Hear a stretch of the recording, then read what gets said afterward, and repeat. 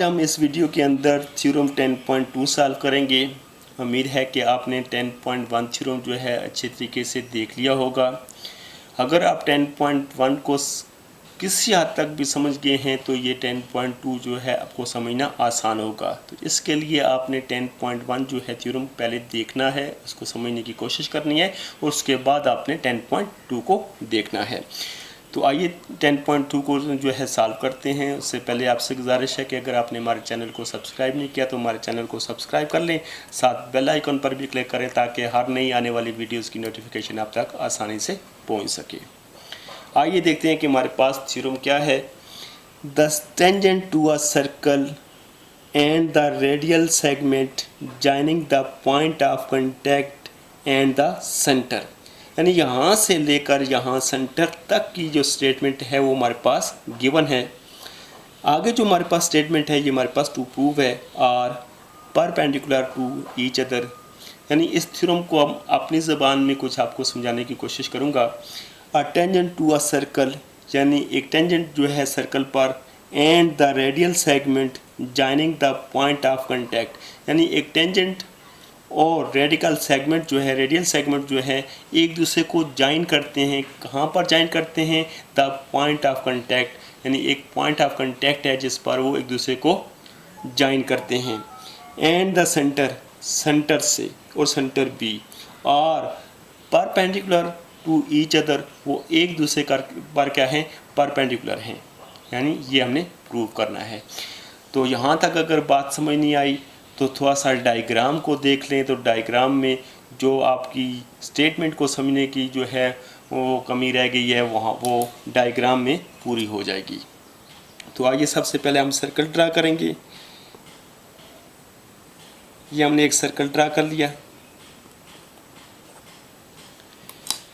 ये हमारे पास सर्कल का सेंटर है, इसको ओ का नाम देंगे। यहाँ हम लेते हैं एक रेडियल सेगमेंट लेते हैं और ये हमारे पास पॉइंट सी है और ये हम टेंजेंट ड्रा करेंगे। ये रेडियल सेगमेंट और टेंजेंट जो हैं एक दूसरे को पॉइंट ऑफ कांटेक्ट पर जो है टच कर रहे हैं, यानी पॉइंट ऑफ कांटेक्ट हमारे पास क्या है? सी। रेडियल सेगमेंट और टेंजेंट जो हैं एक दूसरे को पॉइंट सी पर टच कर रहे हैं। तो इस रेडिकल सेगमेंट को यानी इस टेंजेंट को हम नाम दे देते हैं, ये हमारे पास है ए बी। तो ये आपके सामने जो है डायग्राम बन चुकी है कि ये एक रेडिकल सेगमेंट है और ये हमारे पास टेंजेंट है और ये दोनों जो हैं पॉइंट ऑफ कांटेक्ट पर जो है आपस में मीट कर रहे हैं। और प्रूव ये करना है कि ओ सी जो है ए बी पर राइट बाइसेक्टर है और ए बी जो है ओ सी पर जो है राइट बाइसेक्टर है, ये यानी एक दूसरे पर राइट बाइसेक्टर हैं। आइए सबसे पहले हम गिवन लिख लेते हैं कि हमारे पास गिवन क्या है। गिवन हमारे पास है given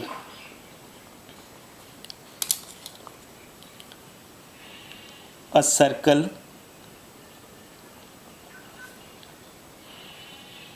with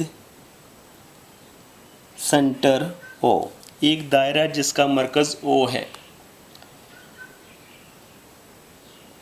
AB is tangent to a circle, AB जो है वो सर्कल पर टेंजेंट है एट पॉइंट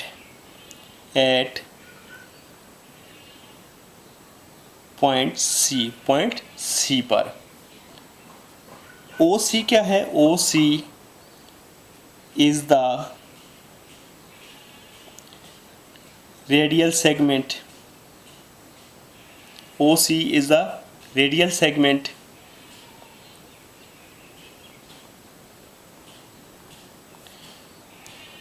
which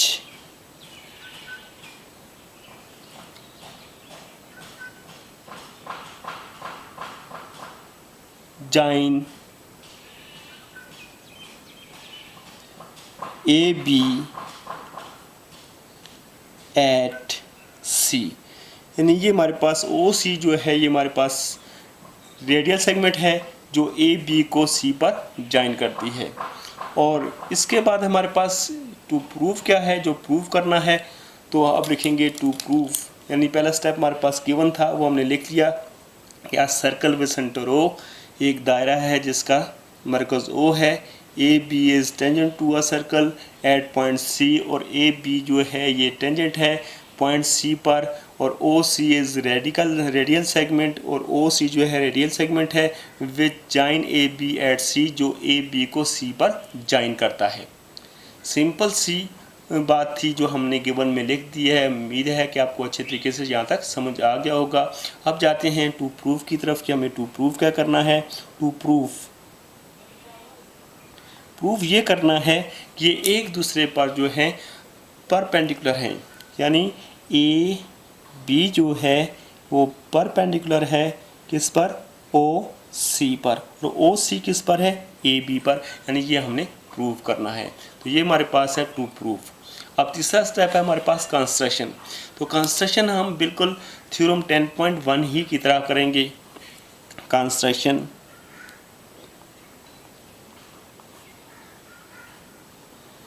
कंस्ट्रक्शन में यह है कि हम जो टेंजेंट है उस पर एक पॉइंट लेंगे। Take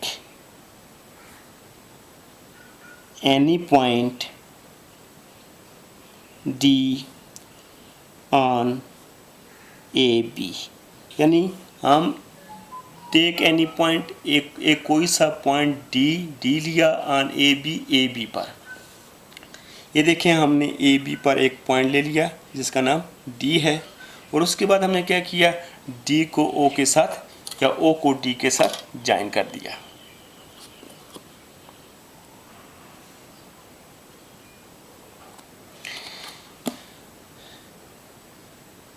join O two D, यानी कंस्ट्रक्शन में हमने क्या किया, ए बी लाइन पर एक पॉइंट डी लिया और डी को हमने ओ के साथ ज्वाइन कर दिया, यानी take any point D on A B पर कोई सा एक नुक्ता डी लिया, ज्वाइन ओ टू डी, और ओ को डी के साथ ज्वाइन कर दिया। ये हमारे पास है कंस्ट्रक्शन। आइए अब चौथा स्टेप है हमारे पास प्रूफ में हमारे पास दो कॉलम होते हैं, एक स्टेटमेंट और एक रीज़न का। तो इस थ्योरम को प्रूव करना आसान है, स्टेप बाय स्टेप इसको हम प्रूव करेंगे। गौर से देखना है कि इसको हम कैसे प्रूव करेंगे। तमाम की तमाम बातें आपको इस लाइन पर ही मिलेंगे, यानी ये जो टेंजेंट है इस पर आपको मिलेंगी। सबसे पहले हम इस लाइन की बात करेंगे। तो ये लाइन हमारे पास क्या है, A B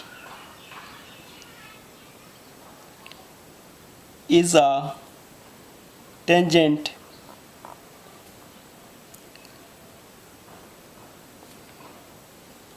to the circle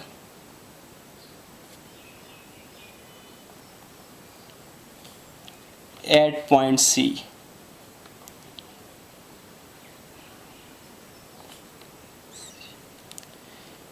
यानी हमने कहा कि सबसे पहले सब की तमाम जो हमने इस थ्योरम को प्रूव करना है, इसी लाइन पर हमें तमाम बातें मिलेंगी। सबसे पहले हमने इस लाइन की बात की कि ये लाइन ए बी जो है ये क्या है। तो इसको हमने लिखा कि ये A B is tangent to the circle at point C. तो आपको मालूम है कि ये हमारे पास क्या है, गिवन। इसका रीज़न क्या है, गिवन से मुराद है मालूम। ये हमें मालूम है, पहले से हमें ये मालूम है कि ए बी जो है टेंजेंट है। अब आते हैं पॉइंट, इसी लाइन पर देखें तो पॉइंट सी है। तो पॉइंट सी की तरफ आते हैं कि पॉइंट सी क्या है। तो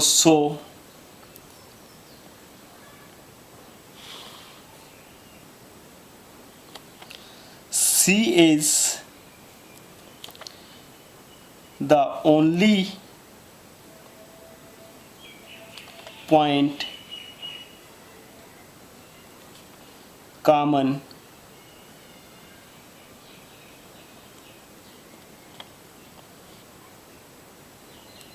to the circle and line AB। यानी ये पॉइंट C जो है ये सिर्फ और सिर्फ C जो पॉइंट है ये कॉमन पॉइंट है जो सर्कल पर भी है और टेंजेंट पर भी है। यानी ये पॉइंट जो C है ये सर्कल पर भी है और ए बी टेंजेंट पर भी है, तो यही बात हमने यहाँ पर लिखी है। सो बस C is the only point common to the circle and line AB, यानी AB लाइन और सर्कल पर जो है कॉमन पॉइंट जो है सिर्फ और सिर्फ हमारे पास क्या है, C। अब तीसरे स्टेप में हम देख रहे हैं तो हमारे पास क्या है, D। तो D आप देखें तो ये D जो है वो हमने इस तरह लिया है AB पर, यानी C के अलावा जो है ए बी लाइन पर हमने D लिया था कंस्ट्रक्शन में। तो इसको हम कुछ इस तरह लिखेंगे, D is a point on A B other than C।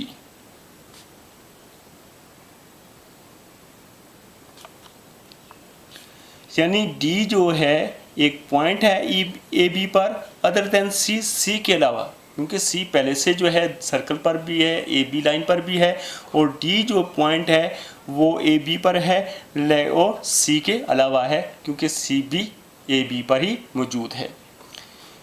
तो इसका मतलब यह है कि सी जो है वो तो सर्कल पर भी है और ए बी लाइन पर भी है, और डी जो है सिर्फ और सिर्फ लाइन पर है, सर्कल पर नहीं। तो इस बात की जो है हमारे पास रीज़न है वो है कंस्ट्रक्शन, क्योंकि हमने ये कंस्ट्रक्शन की है उसकी वजह से ये पॉइंट जो डी है ये ए बी लाइन पर वजूद में आया है।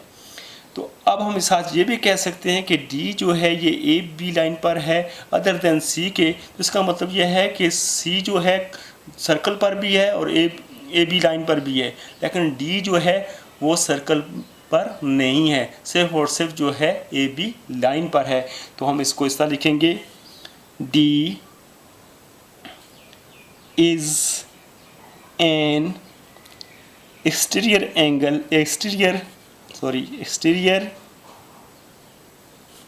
पॉइंट, यानी डी जो है ये बैरूना पॉइंट है ऑफ द सर्कल, यानी ये सर्कल से बाहर वाक़या है, सिर्फ और सिर्फ लाइन पर वाक़या है।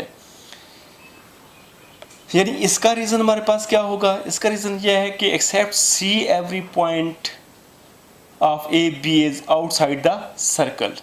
यानी ये आप कह सकते हैं कि डी एक्सेप्ट सी, डी जो है माइस वाइज सी के एवरी पॉइंट, कोई सा भी पॉइंट होता ऑफ एवरी पॉइंट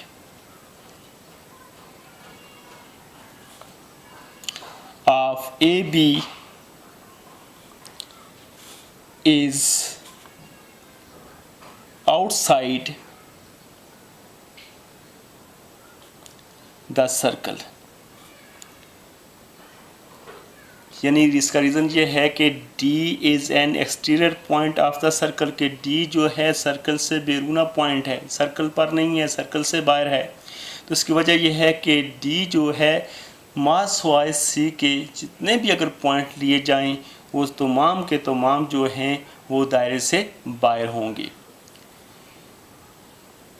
यहाँ तक हमारी बात क्लियर होगी कि हमने इस लाइन की बात कर दी कि ये लाइन हमारे पास क्या है, टेंजेंट है सर्कल पर पॉइंट सी पर, और पॉइंट सी की बात कर दी कि ये हमारे पास कॉमन पॉइंट है जो सर्कल पर भी है और इस राइट बाइसेक्टर पर भी है। और डी की हमने बात की कि डी जो है ए बी पर वाक़या है अदर देन सी, सी के अलावा, और साथ ये भी कह दिया कि डी जो है वो सर्कल से बाहर है। अब तीसरी बात हमारे पास, हम पहले भी कह चुके हैं कि ये हमारे पास राइट एंगल ट्राइंगल है, तो ये 90 का एंगल है, तो 90 के एंगल के अपोजिट साइड ये बड़ी साइड है और ये एक्यूट एंगल है और इसकी अपोजिट साइड ये छोटी है। तो हम इस तरफ आएंगे तो ये तमाम चीज़ों को लिखने के बाद हम इस नतीजे पर पहुँचे हैं, यानी इट्स मीन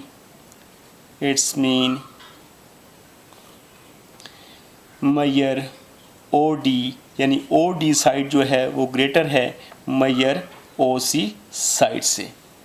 क्या वजह है? वजह वही कि इन अ ट्राइंगल के अंदर greater angle has greater side opposite to it, यानी एक ट्राइंगल के अंदर जो है बड़ा एंगल जो है उसके अपोजिट जो साइड होती है वो भी बड़ी होती है। तो यही हमारे पास इसका रीज़न है कि ओ डी जो है बड़ी है, ओ डी साइड जो है बड़ी है ओ सी साइड से। तो इसका रीज़न ये है इन a triangle,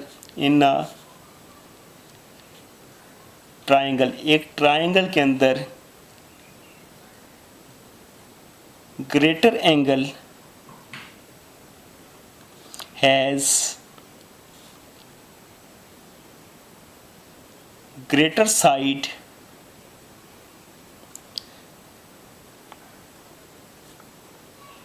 opposite to it, यानी एक ट्राइंगल के अंदर ग्रेटर एंगल जो है अपने अपोजिट जो है ग्रेटर साइड को रखता है, यानी उसकी अपोजिट जो साइड होती है वो बड़ी होती है।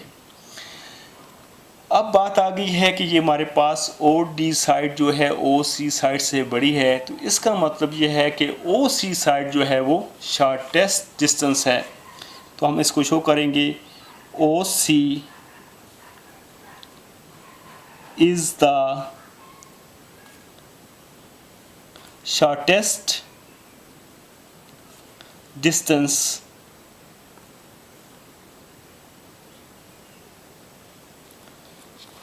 between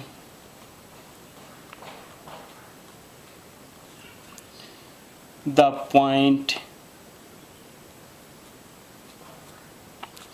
O and line AB, यानी ओ सी जो है ये शॉर्टेस्ट डिस्टेंस है। ट्राइंगल को गौर से देखें तो ये ओ सी जो है ये शॉर्टेस्ट डिस्टेंस है बिटवीन पॉइंट ओ और लाइन ए बी के दरमियान जो है सबसे जो है शॉर्ट रास्ता ये है। अगर इसको हम देखें तो ये ओ डी जो है पॉइंट ओ और इस लाइन ए बी जो है इसका रास्ता जो है बड़ा है और इसका रास्ता ये शॉर्ट रास्ता है। तो याद रखें जो शॉर्टेस्ट डिस्टेंस होता है वही हमारे पास परपेंडिकुलर होता है, यानी राइट बाई सेक्टर होता है। तो लिहाजा हम कह सकते हैं कि ये हमारे पास हिंस ए बी जो है वो राइट बाई सेक्टर है ओ सी पर, और आप ये भी कह सकते हैं ओ सी जो है वो राइट बाई सेक्टर है ए बी पर, यानी ये एक दूसरे पर राइट बाई सेक्टर हैं। यानी इस थ्योरम को अगर आपने देखा तो हमने इसको प्रूव करने के लिए जो है डायग्राम से ही जो है आपको बताया कि बिल्कुल इजी तरीके से। सबसे पहले हमने क्या किया कि इस ए बी लाइन का हमने बताया कि ये क्या है, तो ये टेंजेंट है सर्कल पर एट पॉइंट सी पर। फिर उसी तरह हमने सी का बताया कि ये सी पॉइंट कौन सा है। फिर हमने कहा कि ये सिर्फ ये ऐसा पॉइंट है जो सर्कल पर भी है और टेंजेंट यानी ए बी लाइन पर भी है। उसके बाद डी का हमने बताया कि ये डी जो है ए बी पर वाक़या है अदर देन सी के अलावा, और साथ ये भी बताया कि डी जो है सर्कल से बाहर है।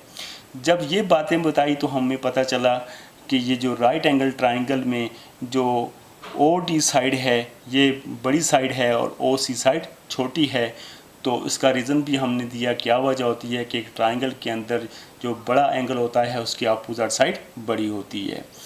तो जब यह हमने कहा कि ओ डी साइड बड़ी है और ओ सी साइड छोटी है, तो इसका मतलब यह है ओ सी साइड जो है ये शॉर्टेस्ट डिस्टेंस है ओ पॉइंट और ए बी लाइन के। अगर ये शॉर्टेस्ट डिस्टेंस है तो यही हमारे पास हमने प्रूव करना था। शॉर्टेस्ट डिस्टेंस जो होता है वो हमारे पास राइट बाई सेक्टर होता है किसी भी लाइन पर, किसी भी चीज़ पर। उम्मीद है कि ये थ्योरम आपको अच्छे तरीके से समझ आ गया होगा। अगर आपको ये वीडियो पसंद आई है तो इसको सब्सक्राइब शेयर लाइक ज़रूर करना है, क्योंकि ये थ्योरम जो है थोड़ा सा लेंथी होता है। इसको हमने एक वीडियो के अंदर जो है इसको कंप्लीट करना होता है, थोड़ा सा मुश्किल होता है। कहीं से हमसे भूल चूक हो जाए तो माफ़ भी कर देना है कि हो सकता है कि कहीं से हमारे पास से गलती हो जाए। तो क्योंकि ये लेंथी होता है, बात करने में भी और बताने में भी बार बार हम डायग्राम की तरफ जाना होता है, तो कोशिश हम करते हैं कि आपको सारी की सारी बात अच्छे तरीके से समझ आ जाए। थैंक्स जी।